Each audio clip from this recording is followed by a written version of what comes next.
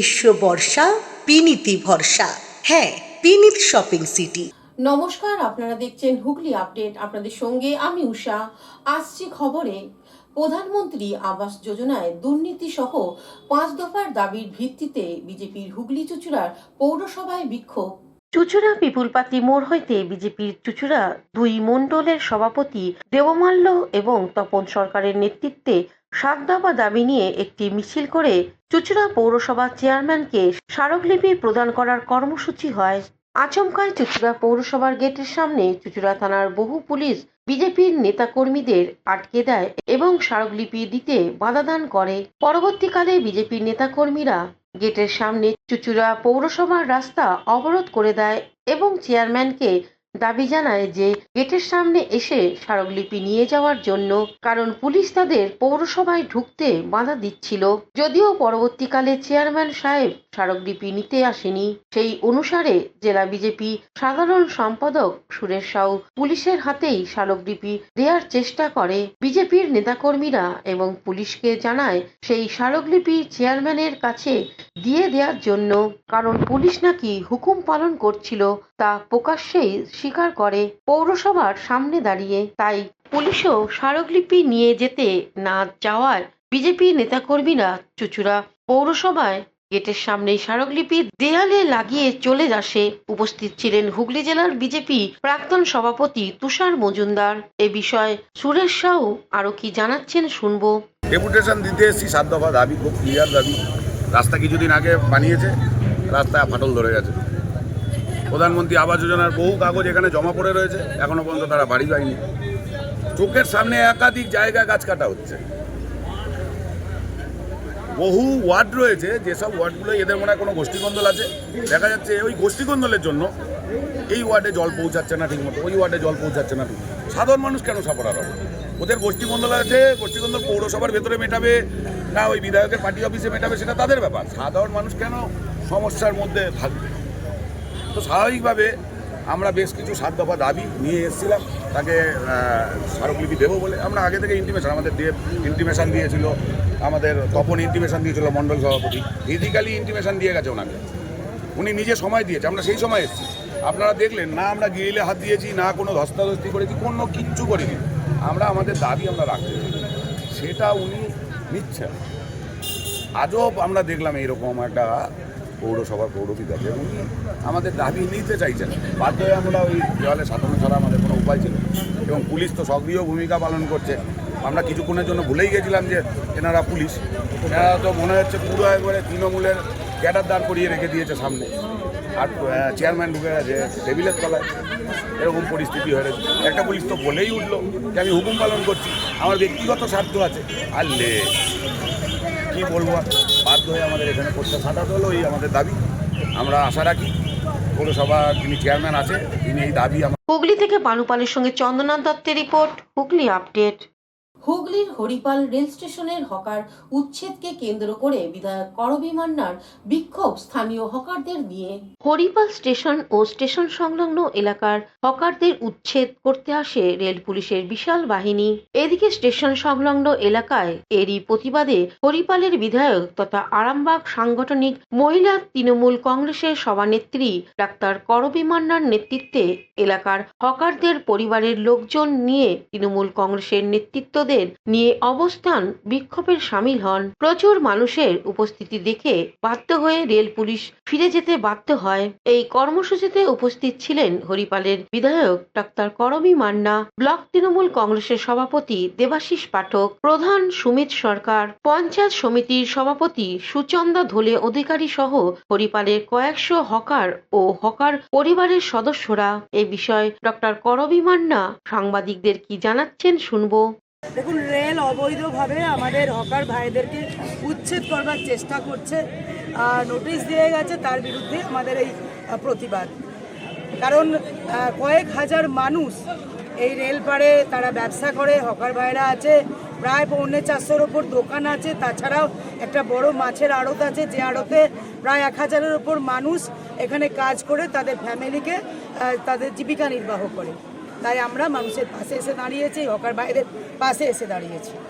প্রচুর তো রেলের তরফ থেকে পুলিশ ফোর্স দিয়েছে, বুলডোজারও রেডি। দেখতে পাচ্ছি প্রচুর পুলিশ ফোর্স এসেছে বুলডোজার দিয়ে ভাঙার জন্যে, কিন্তু আমরা এই হকার ভাইদের জন্য আমরা লড়ছি, আমরা লড়বো, আমরা শেষ রক্তবিন্দু পর্যন্ত আমরা লড়ে যাব, যতক্ষণ না পর্যন্ত তাদের পুনর্বাসনের ব্যবস্থা করে।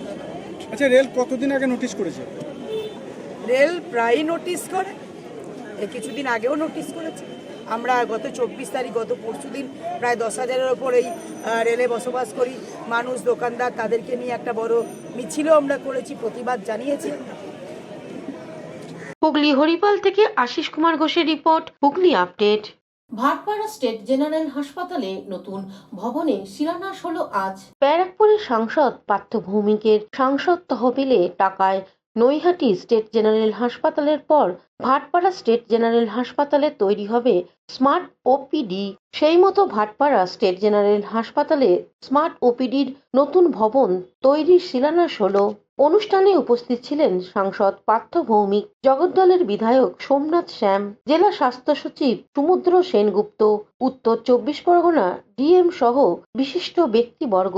কিন্তু অদ্ভুতভাবেই দেখা পাওয়া গেল না ভাটপাড়ার বিধানসভার বিধায়ক তথা অর্জুন সিং এর পুত্র পবন সিং। আর সেই নিয়ে শুরু হয়েছে রাজনৈতিক তরজা। পার্থ ভৌমিক সহ সোমনাথ শ্যামের দাবি, এই হাসপাতালের উপর ভাটপাড়ার জগদ্দলের বিস্তীর্ণ এলাকার মানুষের চিকিৎসার পরিষেবার জন্য নির্ভর করে। তাদের অভিযোগ, এর আগে অর্জুন সিং ব্যারাকপুরের সাংসদ ছিলেন, সেই সঙ্গে তার পুত্র পবন সিং এই এলাকার বিধায়ক থাকা সত্ত্বেও ভাটপাড়া স্টেট জেনারেল হাসপাতালে কোনো উন্নয়ন করেনি। কিন্তু উল্টো সুর শোনা গেল অর্জুন সিং ও তার বিধায়ক পুত্র পবন সিং এর গলায়। এটা তো আপনাদের জিজ্ঞেস করা উচিত ছিল। এখন যে এমএলএ আছে, এতদিন যে এমপি ছিল, এতদিন যে দীর্ঘদিন ধরে বিধায়ক ছিল, তারা তাদের পরিবারের চিকিৎসা করাতে অ্যাপেলোতে যায়, আর গরিব মানুষ এখানে মানে ছাগলের মতো থাকে, ছটফট করতে থাকে। এই মানুষের ব্যাপারে তারা দেখেনি কেন?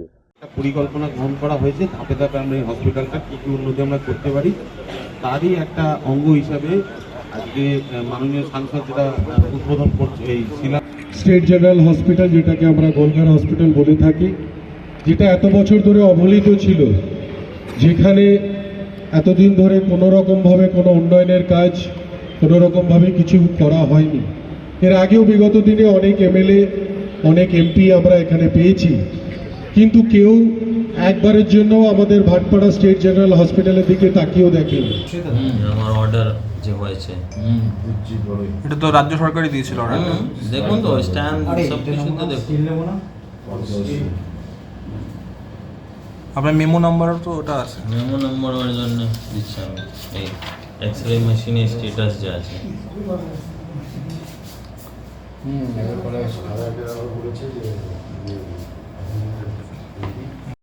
দেবপ্রিয় সরকারের report, Hooghly update.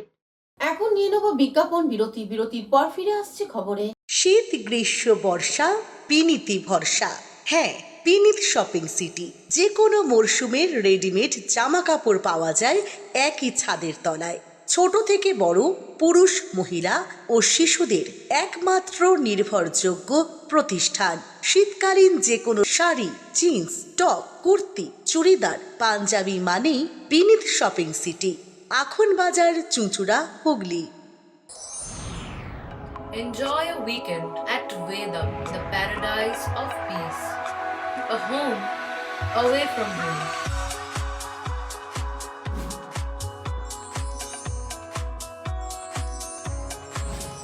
See yourself resonating with the nature.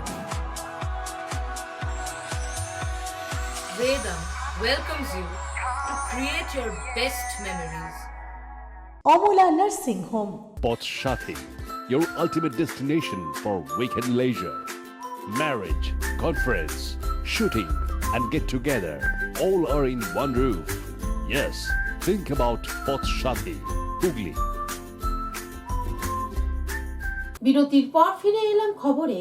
সারা জীবনের জন্য টিবি রোগীদের দত্তক নেয়ার কথা ঘোষণা করলেন হুগলি জেলা স্বাস্থ্য দপ্তর। টিবি রোগীদের দত্তক নেয়ার আহ্বান স্বাস্থ্য দপ্তরের। 2025 সালের মধ্যে যক্ষ্মা নির্মূল করতে ঝাঁপিয়েছে স্বাস্থ্য দপ্তর। সেই লক্ষ্যে সচেতনতার প্রচারে পাশাপাশি একাধিক কর্মসূচি নেওয়া হয়েছে। হুগলি জেলাতেও চলছে এই কর্মসূচি। এদিন হুগলির সার্কিট হাউসে জেলা টিবি ফোরামের মিটিং অনুষ্ঠিত হয়। জাতীয় যক্ষ্মা নির্মূল প্রোগ্রামে অন্তর্গত এই কর্মসূচিতে হুগলিতে টানা 100 দিন বিশেষ কর্মসূচি নেওয়া হয়। যক্ষ্মা উপসর্গ আছে এমন ব্যক্তিদের চিহ্নিত করে পরীক্ষা করানোর থেকে আক্রান্তদের চিকিৎসা শুরু হয় 24 ঘন্টার মধ্যে। এদিন সার্কিট হাউসে উপস্থিত ছিলেন এডিএম জেলা পরিষদ অনুজ প্রভাত সিং, সিএমওএইচ মৃগাঙ্ক মৌলিকর।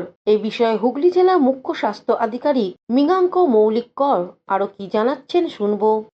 এইচআইভিতে কিন্তু এখন এইচআইভি এত সুন্দর ট্রিটমেন্ট প্রোটোকল চলে এসেছে। এইচআইভিতে মৃত্যুর হার কিন্তু বলতে গেলে অনেক কমে গেছে। সারা বিশ্বেই এটা একটা অভাবনীয় একটা চিকিৎসার ক্ষেত্রে আমরা এটা পেয়েছি সারা। কিন্তু টিবির ক্ষেত্রে যেটা হচ্ছে, অনেকেই এগিয়ে আসেন না, তারা ওষুধ খান না বা ওষুধ খেয়েও ছেড়ে দেন মাঝপথে, এবং তার ফলে কি হচ্ছে, ড্রাগ রেজিস্ট্যান্ট টিবি বাড়ছে এবং তার নিজের অজান্তেই উনি সেই সোসাইটিতে, সেই সমাজে কিন্তু অনেককে উনি আক্রান্ত করছেন, এবং সেই তারা জানতে পারছে না, তারা আসছেন অনেক পরে আমাদের কাছে আসছে, এবং তখন লেট ডায়াগনোসিসের ফলে কি হচ্ছে, আমরা সেই পেশেন্টগুলোকে আমরা অনেকেই খুব আর্লি তাদেরকে হারিয়ে ফেলছি, তারা হয়তো মারা যাচ্ছেন। এটা একটা সমস্যা। এই জন্য বলবো, যখনই বাড়িতে কারুর যদি 2 সপ্তাহ বেশি কাশি থাকে, জ্বর থাকে, রাত্রিবেলা ঘাম হচ্ছে, হালকা জ্বর হচ্ছে, ওজন কমে যাচ্ছে, খিদেমান্দ আছে, তারপরে তার বুকে ব্যথা, শ্বাস প্রশ্বাস যখনই হবে, আপনার সঙ্গে সঙ্গে নিকটবর্তী স্বাস্থ্য কেন্দ্রে আসুন বা স্বাস্থ্য কর্মীর যোগাযোগ করুন। আমরা সঙ্গে সঙ্গে পরীক্ষাগুলো করে আমরা তাহলে তাকে বলতে পারবো টিবি আছে কি টিবি নেই। কারণ এখন ডায়াগনস্টিক আমার প্রসিডিউর গুলো অনেক সেন্সিটিভ, আমাদের হাতে অনেক কিছু ইকুইপমেন্টস আছে যা দিয়ে আমরা আর্লি ফেজে ধরতে পারবো। হুগলি থেকে পানুপালের সঙ্গে চন্দনা দত্তের রিপোর্ট, হুগলি আপডেট। জামালপুরে 2 কৃতী ছাত্রীকে সম্বর্ধনা দেয়া হলো এক অনুষ্ঠানের মাধ্যমে। কিছুদিন আগেই শালবনীতে হয়ে যাওয়া রাজ্য প্রাইমারি স্পোর্টসে অংশ নিয়ে ক বিভাগের লং জাম্পে সারা রাজ্যে প্রথম হয়েছিল বাণীনিকেতন রক্ষিণী মহুলা প্রাথমিক বিদ্যালয়ের ছাত্রী রিমা ভূমিজ্জ। তারই সাথে শিয়ালি প্রাথমিক বিদ্যালয়ের আরেক ছাত্রী 200 মিটার দৌড়ে অংশগ্রহণ করে, যদিও সে কোনো স্থান পায়নি। মঙ্গলবার অনুষ্ঠানের মাধ্যমে শিয়ালি প্রাথমিক বিদ্যালয়ে তাদের দুজনকে বিশেষ সম্বর্ধনা দেয়া হয়। এছাড়াও রিডিং কর্নার হিসেবে একটি কক্ষের উদ্বোধন করা হয়। উপস্থিত ছিলেন তৃণমূলের ব্লক সভাপতি তথা পঞ্চায়েত সমিতি পূর্ত কর্মাধ্যক্ষ মেহমুদ খান, জামালপুর চক্রের এসআই অনিন্দিতা সাহা, এলাকার বিশিষ্ট সমাজসেবী তপন দে সহ ওই বিদ্যালয়ের প্রধান শিক্ষক পবিত্র কুমার বলে, বিদ্যালয়ের অন্যান্য শিক্ষক ও ব্লকের বিশিষ্ট শিক্ষক আব্দুল রহমান সহ বিভিন্ন শিক্ষক। এই বিষয়ে মেহমুদ খান কি বলছেন শুনবো। তাহলে সে এখনো কি আমি যে মা, আমি কি কন্যা, সেটাই এখন বুঝতে পারলো না।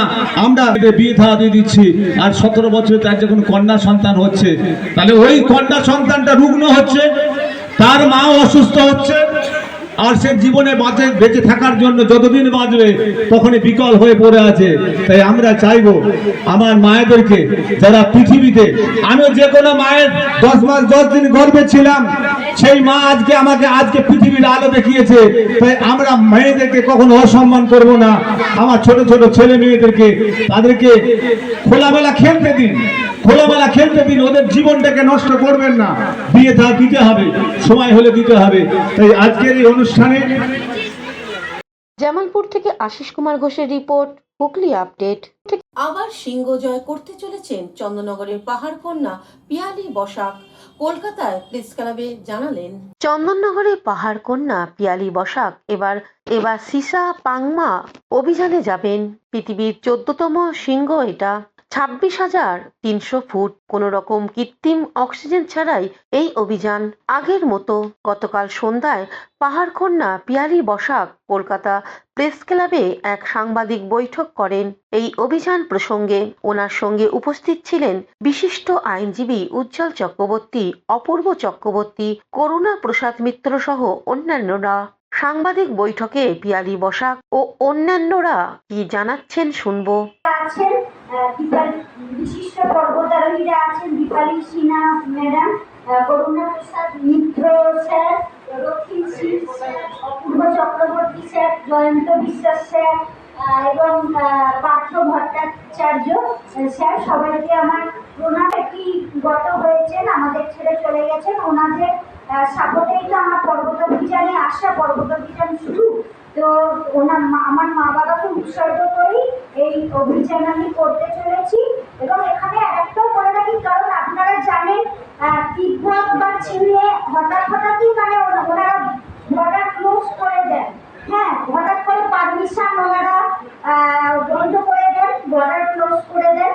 তো সেই রকম যদি কিছু ঘটে, চায়না যদি তিব্বতে ঢুকতে দিতে বাধা দেয় বা এরকম যদি কিছু ঘটে, তখন আমি পৃথিবীর তৃতীয় উচ্চতম অক্সিজেন ছাড়াই পুরো সেই বিশাল লড়াই করে উঠে গিয়েছিলাম। হ্যাঁ, তো এবারেও সেইখানেই আমি করে আসবো অভিযান সফল করে। আপনাদের সবার আশীর্বাদে সেগুলো আমি করতে পারি। এবং যেভাবে মানুষ আমার পাশে দাঁড়িয়েছে, সবার আশীর্বাদ, ভালোবাসার সাপোর্ট, তো এইগুলোতে খুবই দুর্গম শৃঙ্গ, লাইভ রিস্ক তো থাকেই, জানেন পর্বতারোহণ খেলাটাই লাইভ রিস্কের। কিন্তু এই স্যার ম্যাডাম সবার থেকে যে ছোটবেলা থেকে যেভাবে পর্বতারোহণের শিক্ষাটা পেয়েছি, সেইটাকেই আমি পাথর করে এগিয়ে যাব। ধর্মনগরের মানুষ হিসেবে আমি উজ্জ্বল চক্রবর্তী গর্বিত। আমাদের সাথে বহু মানুষ আছেন, এখানে মধুমিতাদি আছেন এবং আমাদের যে মৎস্য গবেষক প্রতীক পাবন হালদার, সমস্ত মানুষের আশীর্বাদ দিয়ে আজকে পিয়ালি বসাক অভিযানে বেরোচ্ছেন। আশা করব উনি সমস্ত বাধা অতিক্রম করে উনি জয় অর্জন করে ফিরে আসবেন। চন্দননগরবাসী হিসেবে সমস্ত মানুষের পক্ষ থেকে আমাদের তার প্রতি শুভেচ্ছা রইল, ভালোবাসা রইল। আমরা তার সর্বোচ্চভাবে তার পাশে আছি, সর্বোচ্চভাবে উজ্জ্বলদা তার পাশে আছে। অক্সিজেন ছাড়া যে যাওয়াটা, এটা পিয়ালিদি একটা পিয়ালিদি আমার পরিধি ছাড়িয়ে পাবলিকেশন থেকে পরবর্তী পর্যায়ে পিয়ালিদি ঘুরে আসার পর তার অভিজ্ঞতা নিয়ে বই করবো আমাদের পরিধি ছাড়িয়ে পাবলিকেশন থেকে। আজকে তার অনারেই আমি সকলকে উত্তরীয় এবং ব্যাচ দিয়ে সম্বর্ধনা জানালাম। আর নারী তো অবশ্যই অনেক পুরুষের থেকে এগিয়ে গিয়েছে পিয়ালিদি, এ কথা বলবো। তবে নারীরা যে প্রকৃত নারী, সে কখনোই বলবে না আমি সব পারি, আমরা পাশে চাই পুরুষদের, আমরা কখনো এইরকমভাবে ভাবতে চাই না। এবং পিয়ালিদি একজন নিরহংকার মানুষ, যে জিনিসটা যে এতটা পথ পেরিয়ে আসার পরেও পিয়ালিদিকে আমরা দেখেছি চন্দননগরের বাসিন্দা হিসাবে শুধু নয়, উনি তো আমাদের ভারতবর্ষের গর্ব, দেশের গর্ব। তো ওনার কোনো অহংকার আমরা দেখিনি। আমি বন্ধু হিসাবে ওনাকে পেয়েছি, যতবার চন্দননগরে গিয়েছি ততবার ওনার মায়ের সঙ্গে দেখা হয়েছে। বর্তমানে তো মা নেই, তো সেই জিনিসটাও খুব মিস করছিলাম যে আজকে মাসিমা আসলে পাশে দাঁড়িয়ে আগে এসে মা কেমন আছো এইরকমভাবে জিজ্ঞাসা করতেন, কথা বলতেন পিয়ালিদি সম্পর্কে। সেটা ভীষণ ভালো লাগা। এবং সেই জায়গা থেকেও পিয়ালিদি বাবাকে পাশে পায়নি, দীর্ঘদিন যাবত উনি অসুস্থ ছিলেন, মাকে পাশে নিয়েই সর্ব জায়গায় যেতেন। অন্তত আমি যতদিন চন্দননগরে গেছি দেখেছি। অভিষেক গুপ্তার সঙ্গে চন্দনা দত্তের রিপোর্ট, হুগলি আপডেট। এখনকার মতন খবর এই পর্যন্তই। প্রতিদিন দেখুন হুগলি আপডেট। নমস্কার।